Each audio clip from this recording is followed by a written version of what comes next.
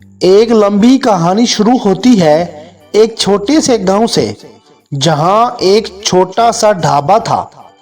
माँ की रसोई। उस ढाबे का मालिक रमेश बहुत ही पुरजोश था खाना बनाने में। उसका सबसे पसंदीदा डिश थी टमाटर के पराठे। रमेश की ढाबे की शोहरत बढ़ती गई और लोग गांव के बाहर से भी आने लगे। हर सुबह रमेश सुबह जल्दी उठकर अपने टमाटर के पराठे की रेसिपी को परफेक्ट करने में लगा रहता था। एक दिन एक मशहूर फोटोग्राफर अनन्या गांव में आई और मां की रसोई के टमाटर के पराठे को आजमाने का फैसला किया। उनका दिल रमेश के पराठों के स्वाद में खो गया था। अनन्या मुतासिर होकर रमेश से मिली और उनसे उनकी रेसिपी का राज जानने की गुजारिश की।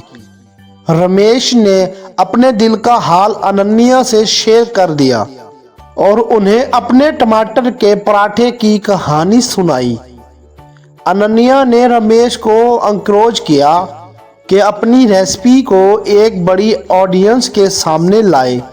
उन्होंने सजेस्ट किया कि रमेश एक फूड फेस्टिवल में अपने टमाटर के पराठे को पेश करे। रमेश ने अनन्या की सलामती की और अपने पराठों को फेस्टिवल में पेश किया।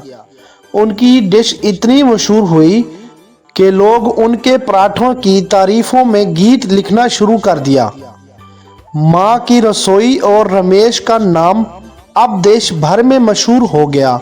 सभी लोग उनके टमाटर के पराठे खाने के लिए लाइन में लगे थे। रमेश की मेहनत और अनन्या की हिमायत ने उनके ख्वाबों को पूरा कर दिया और टमाटर के पराठे का एक नया तारीख लिख दिया। प्यारे बच्चों, ये थी आज की कहानी। उम्मीद करता हूँ ये कहानी सुनकर आप लोगों को बहुत मज़ा आया होगा। अगर आप लोगों को ये कहानी अच्छी लगी है तो इस कहानी को लाइक करें, शेयर करें और ऐसी मज़े की एनिमेटेड कहानियाँ देखने के लिए इस चैनल को सब्सक्राइब करें।